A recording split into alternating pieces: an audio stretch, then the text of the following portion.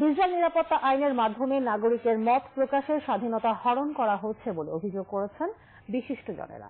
Centre for Governance Studies CGS আয়োজিত অন্তহীন দুঃস্বপ্ন বাংলাদেশের ডিজিটাল সিকিউরিটি অ্যাক্ট 2018 বিষয়ক ভার্চুয়াল সেমিনারে এই অভিযোগ করা হয়।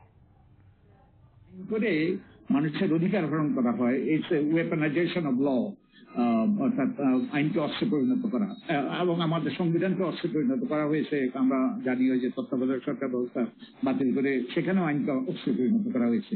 তো এই সকল আইনগুলোর মাধ্যমে অস্ত্রে পরিণত করা হচ্ছে।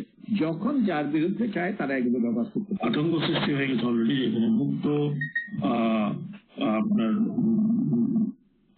ভাবের আদান প্রদানের জায়গাটা ছিল, সেটা সংকুচিত হতে হতে এখন যে অবস্থা হয়েছে, একটা বই লিখতে গেলে অনেক চিন্তা করতে হয়। Therefore,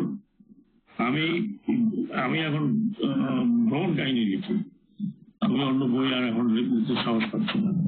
এই অবস্থাতে আমরা আছি এবং এই অবস্থাতে আমাদের পরবর্তী জেনারেশন আছে।